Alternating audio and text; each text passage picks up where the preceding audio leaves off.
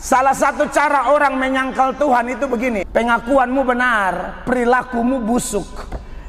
Anda mengkhianati Yesus.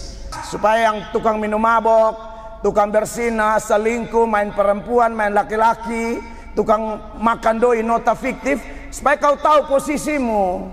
Kamu tidak akan selamat. Kau itu penyangkal Kristus. Ngakunya aja gede, penjahat kau. Saya buktikan ya. Titus 1 ayat 16. Mereka mengaku mengenal Allah, tapi dengan perbuatan mereka menyangkal Allah. Makanya banyak tukang suanggi, tapi mengaku, oh Yesus Kristen, lu masuk neraka suanggi.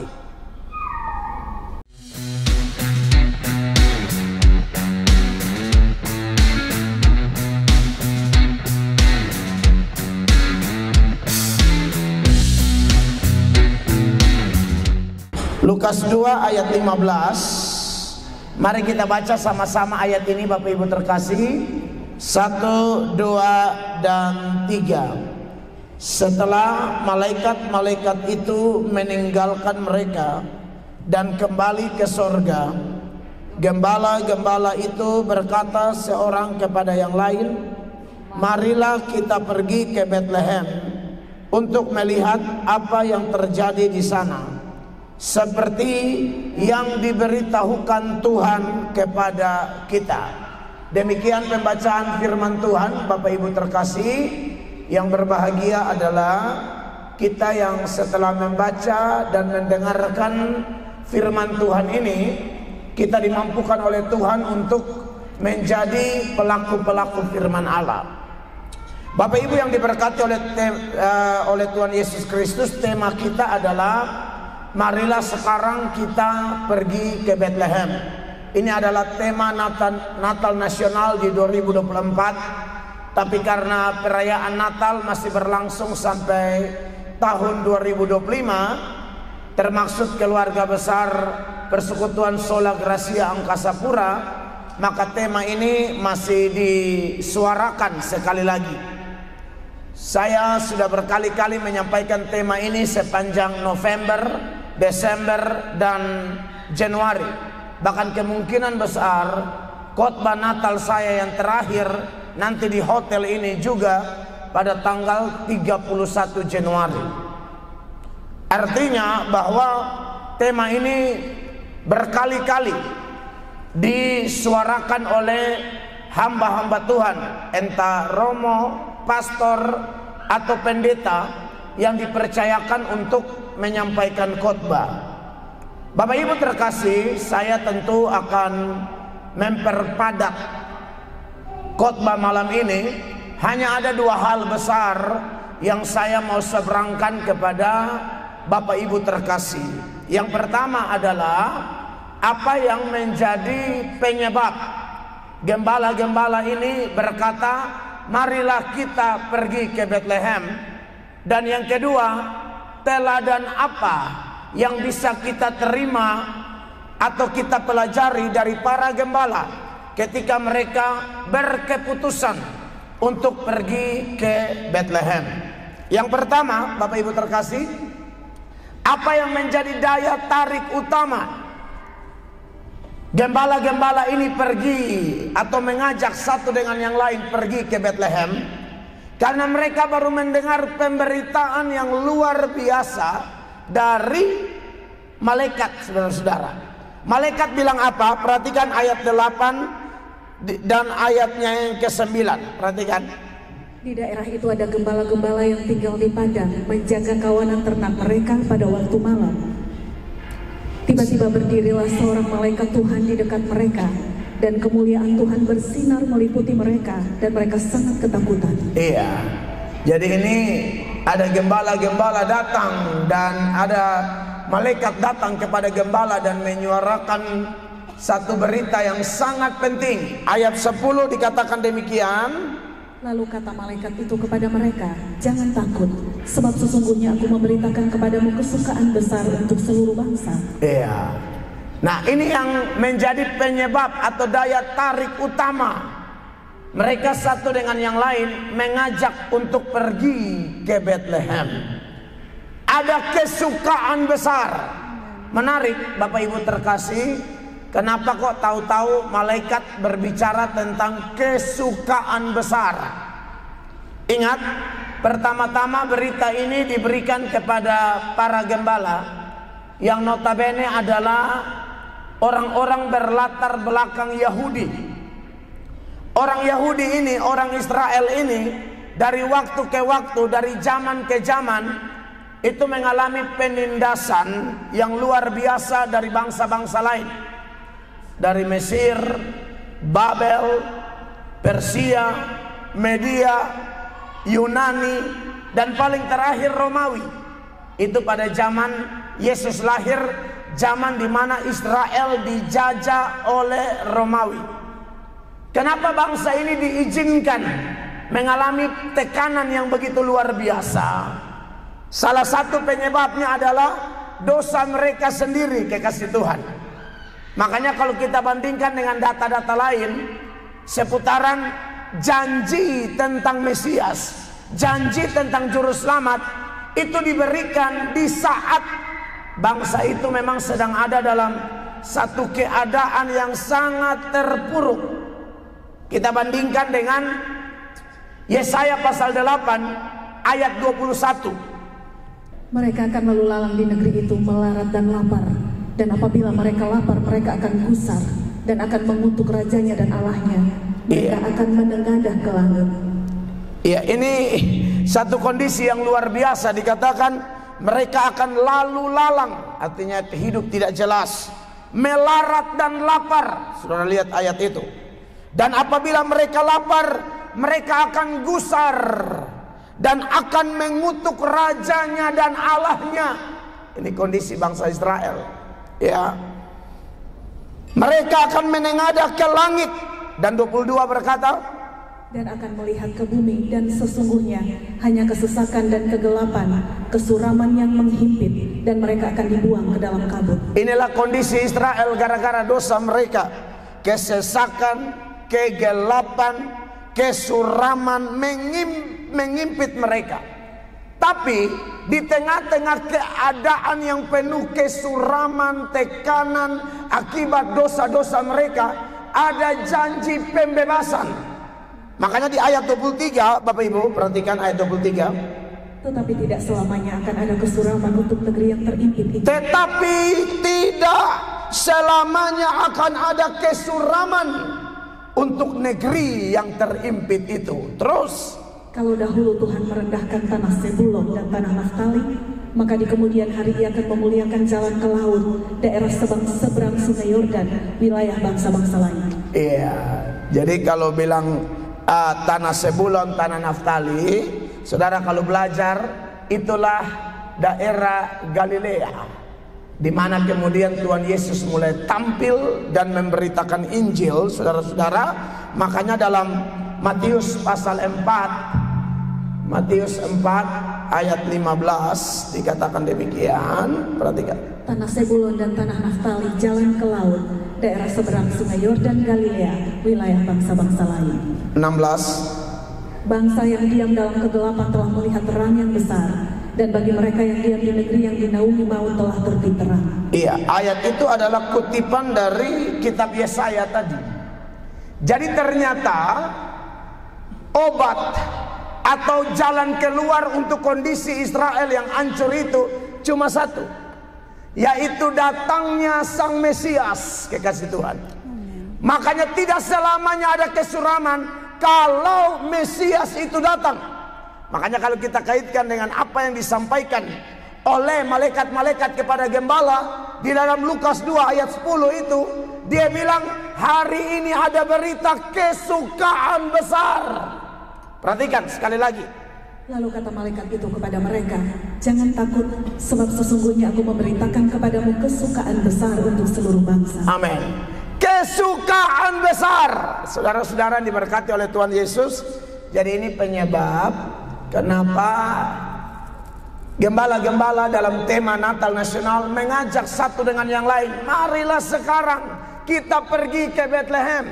Di Bethlehem ada solusi. Di Bethlehem ada penggenapan janji Allah. Di Bethlehem kita akan melihat keadaan terbalik. dari kesuraman menjadi kesukaan besar, dari kesuraman besar menjadi kesukaan besar. Mengapa pergi ke Bethlehem? Karena Mesias lahir di sana. Itulah yang bawa kesukaan besar. Saudara-saudara, menarik bahwa ketika kita belajar tentang alasan kenapa gembala pergi ke Bethlehem, ini juga menjadi jalan keluar bagi saya dan Bapak Ibu. Saya dan Bapak Ibu yang hadir malam ini saya tidak tahu masalah kita, kesuraman apa, himpitan apa, gangguan apa, tekanan apa yang sedang Bapak Ibu dan saya mengalami, entah dalam rumah tangga kita, dalam pekerjaan kita, dalam keuangan kita, dalam kesehatan kita, atau apapun, saya tidak tahu. Tapi kalau Anda tanya apa solusinya supaya kita mendapatkan kelegaan, apa solusinya supaya kita mendapatkan kesukaan besar, cuma satu: Yesus Kristus Tuhan. Dia adalah satu-satunya solusi. Setiap orang yang diikat dengan kesuraman apapun mendapatkan pemulihan. Makanya di bagian lain Matius 11 ayatnya yang ke-28, dia bilang, marilah kepadaku semua yang letih lesu dan berbeban berat, aku akan memberikan kelegaan kepadamu. Jadi siapapun Anda dan saya, kita tidak saling kenal, tapi saya percaya yang namanya manusia, semua kita punya pergumulan. Amin Bapak Ibu. Semua kita punya pergumulan. Yang namanya masih injak kaki di planet ini, masih menghela napas kehidupan, jantung kita masih berdetak, tidak ada kita yang lolos dari pergumulan. Tidak ada. Kita beda dengan patung Sonbai atau patung Pancoran atau patung polisi di perempatan El Tari. Itu patung. Dia tidak peduli kalau token listrik bunyi, dia tidak peduli.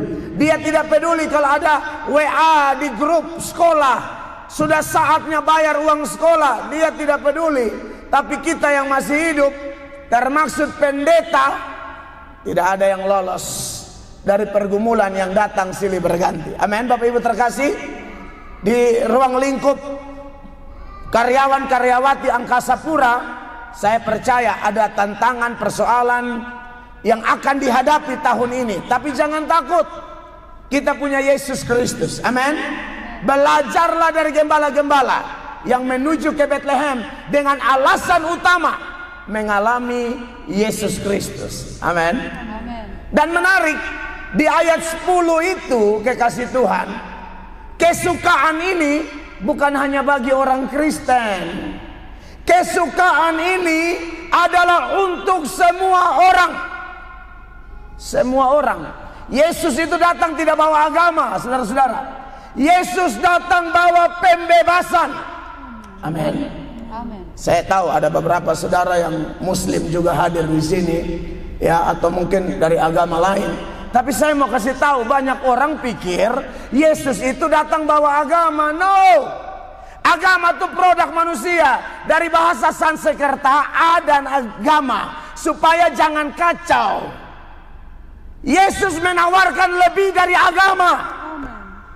Yesus menawarkan pembebasan, kesukaan besar, kepastian keselamatan. Tidak ada jalan lain. Yesus adalah satu-satunya jalan menuju surga. Amin. Dikasih Allah. Satu-satunya jalan, tidak ada jalan lain. Jadi kalau ada orang bilang Yesus adalah Tuhan orang Kristen, kata siapa? Dia Tuhan semua orang. Mana buktinya? Sekalipun berita itu pertama-tama datang kepada bangsa Israel, tetapi sesungguhnya dia Tuhan semua orang. Kisah Para Rasul pasal 10 ayat 36 menyatakan dengan jelas Yesus Tuhan semua orang. Perhatikan ayat ini.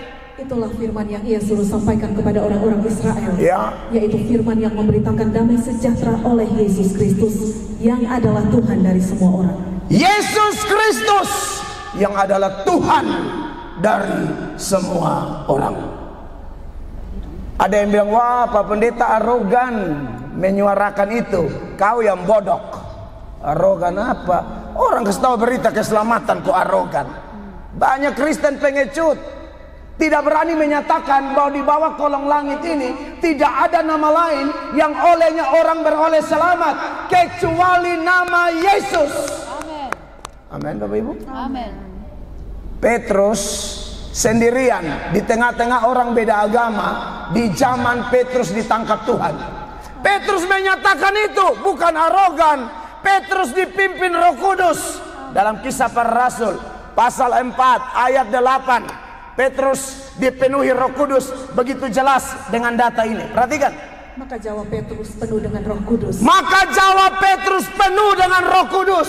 Dia ngomong apa? Langsung ayat 12. Dan keselamatan tidak ada di dalam siapapun juga. Tidak ada Selain di dalam Dia. Amin. Sebab di bawah kolong langit ini tidak ada nama lain yang diberikan kepada manusia. Amin. Dan olehnya kita dapat diselamatkan. Yes.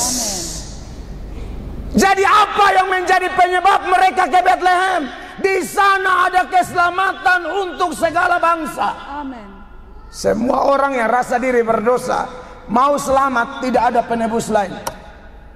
Cuma satu, the one and only Savior. Amen. Jesus Christ, name above all names. Amen. Nama di atas segala nama, King of Kings. Ya. Dia raja segala raja. Amin. Amin, Bapak Ibu terkasih. Jadi itu yang penyebab utama kenapa harus ke Bethlehem. Di Bethlehem ada penggenapan janji tentang Sang Mesias. Maka diberkatilah Anda yang sudah menerima Yesus sebagai Tuhan dan Juru Selamat. Bukan sekedar beragama Kristen atau beragama Katolik ya Bapak Ibu ya. Banyak yang sudah jadi Katolik, sudah jadi Protestan, belum tentu terima Yesus sungguh-sungguh. Belum tentu. Yesus bilang banyak orang menyebut aku Tuhan, Tuhan, Tuhan, tapi masuk neraka. Siapa dia? Ya cek saja. Siapa yang banyak menyebut Yesus Tuhan, Tuhan, Tuhan, ujung-ujung masuk neraka. Sudah Kristen tapi tidak percaya Yesus, tetap masuk neraka. Emang ada Pak Kristen tapi tidak percaya Yesus? Ada. Ada.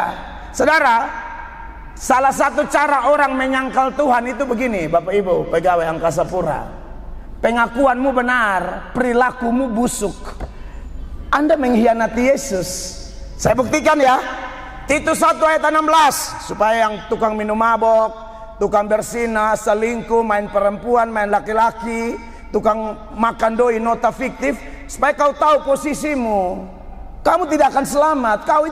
Kau itu penyangkal Kristus. Ngakunya aja gede, penjahat kau. Baca ini ayat. Mereka mengaku mengenal Allah, tetapi dengan perbuatan mereka menyangkal Dia. Itu mereka mengaku mengenal Allah, tapi dengan perbuatan mereka menyangkal Allah. Makanya banyak tukang suanggi tapi mengaku oh Yesus Kristen, lu masuk neraka suanggi. Amin. Ya. Oh iya, termasuk saudara yang tukang omong-omong di kuburan. Betul. Ini Kristen paling banyak di NTT ini, mengaku Kristen tapi percaya arwah, ngomong dengan setan. Anda pasti masuk neraka.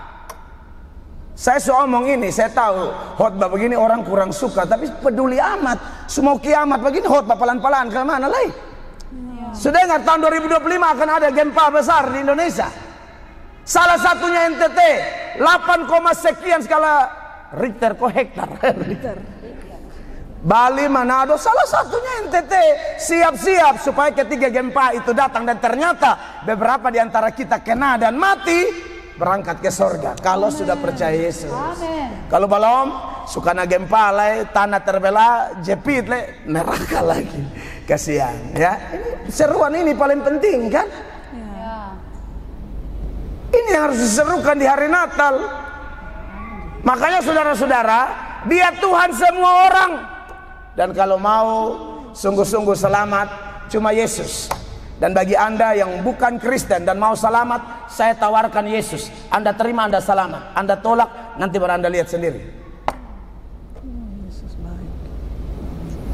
Supaya Tuhan nanti di penghakiman jangan marah. Mel Atok, Mel, kau khotbah apa di Natal tanggal berapa ini? 24. 24. Lu khotbah apa di situ? Lu kasih tahu saya atau tidak? Sayalah sentral dari Natal. Amen. Bukan dirimu Mel atau bos angkasa pura, bukan. Sentralnya Yesus. Amin. Amin. Harus berani nyatakan kebenaran. Kan kita hanya ajak, mau syukur, sini tolong, tidak apa-apa, biasa aja. Karena banyak yang dipanggil, sedikit yang dipilih. Biasa aja. Tapi harus berani suarakan, jangan jadi Kristen pengecut. Amin, Bapak Ibu terkasih. Amin. Oh iya, kan Yesus bilang dalam Matius pasal 10 mulai ayat 32 itu, Yesus bilang apa di sana? Setiap orang yang mengakui aku di depan manusia, Ah. aku juga akan mengakuinya di depan Bapakku yang di sorga. Saudara tolong catat itu dulu.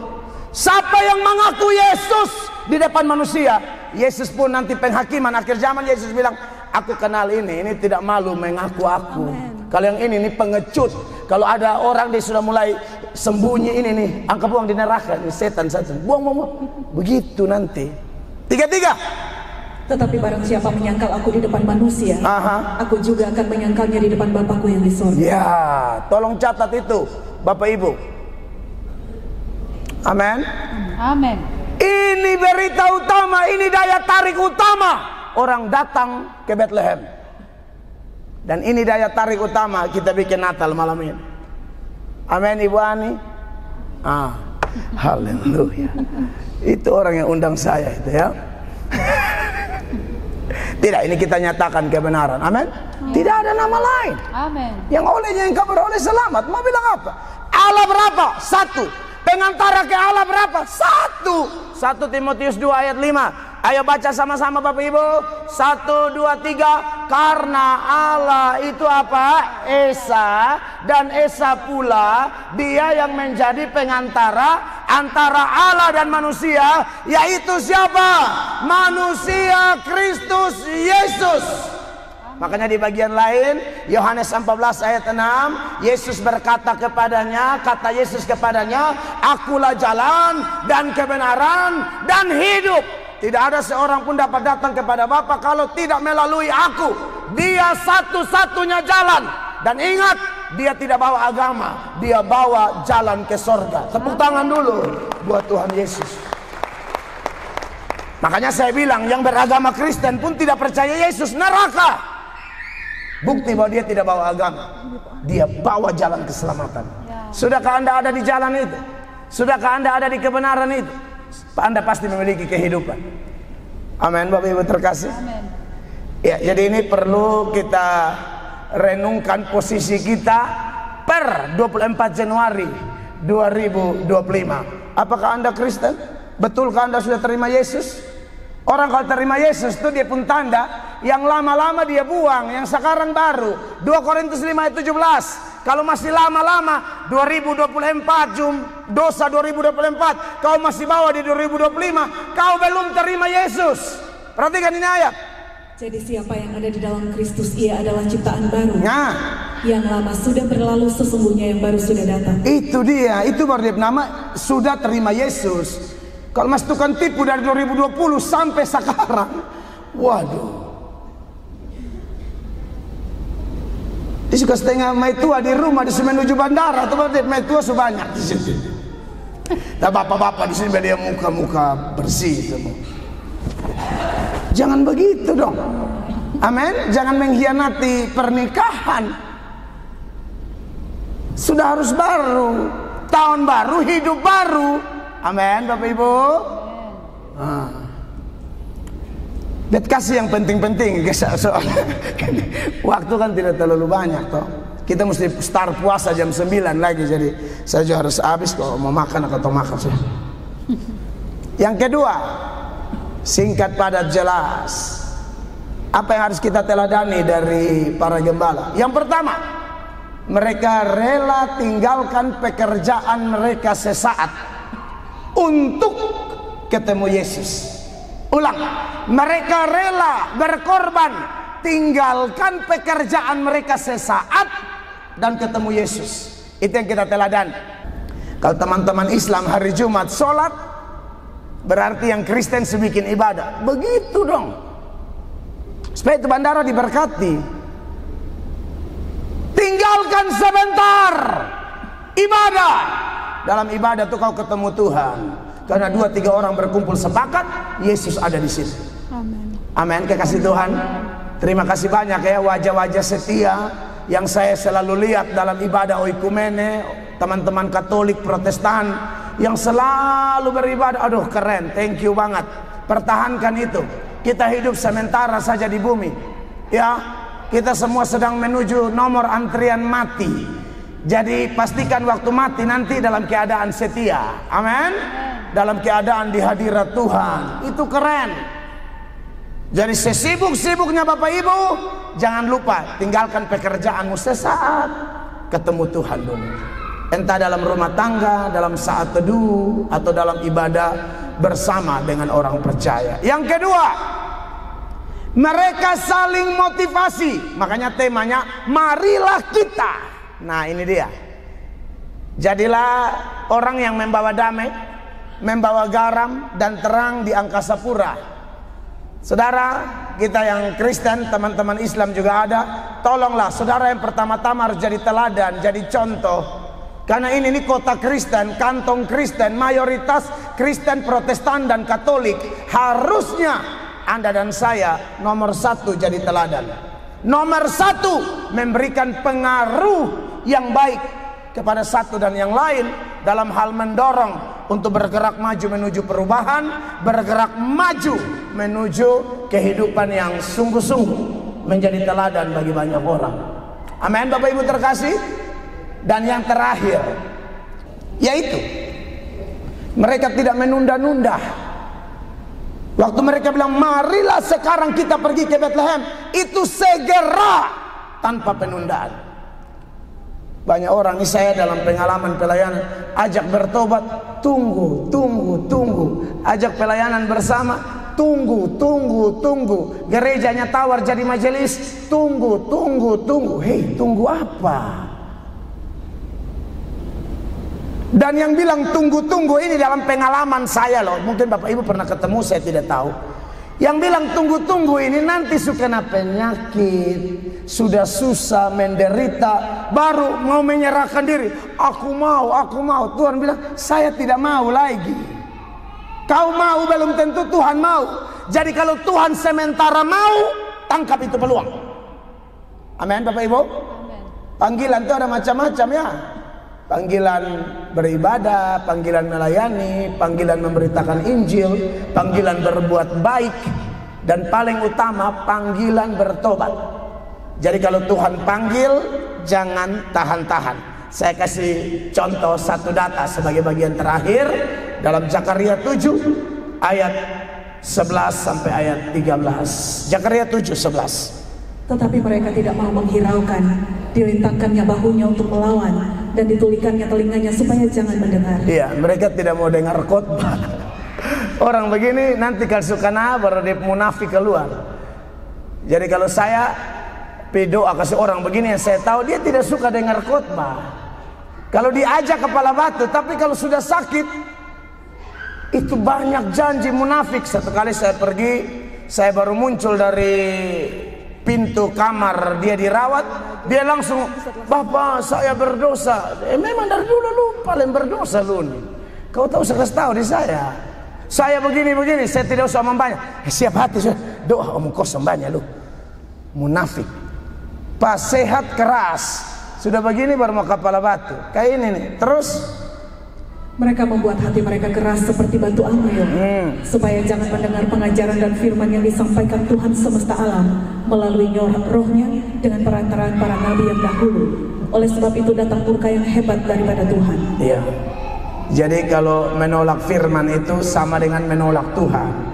Sikap kita kepada Allah sangat ditentukan oleh sikap kita kepada firman-Nya. Terus apa yang terjadi kalau tolak Tuhan? Seperti mereka tidak mendengarkan pada waktu dipanggil. Seperti mereka tidak mendengarkan pada waktu dipanggil. Demikianlah aku tidak mendengarkan pada waktu mereka memanggil firman Tuhan semesta alam. Jadi Bapak Ibu waspadai ini ya. Kalau ini malam Tuhan panggil segera. Supaya nanti kalau ada masalah panggil Tuhan, dia juga turun tangan. Tolong adil lah. Banyak kita mau panggil Tuhan, Tuhan segera. Tuhan panggil kita, kita tidak segera. Aduh, Ini terbalik, siapa yang Tuhan, siapa yang ciptaan. Jadi kalau Tuhan sedang panggil kita, ayo bertobat, ayo sungguh-sungguh kenal Tuhan, kerja lurus, ya, andalkan Tuhan, cari dahulu kerajaan Allah dan kebenarannya, maka yang lain ditambahkan. Maka bekerjalah sungguh-sungguh, Allah pasti memberkati kita. Amin. Kiranya khotbah ini memberkati kita. Beri tepuk tangan yang meriah bagi Tuhan.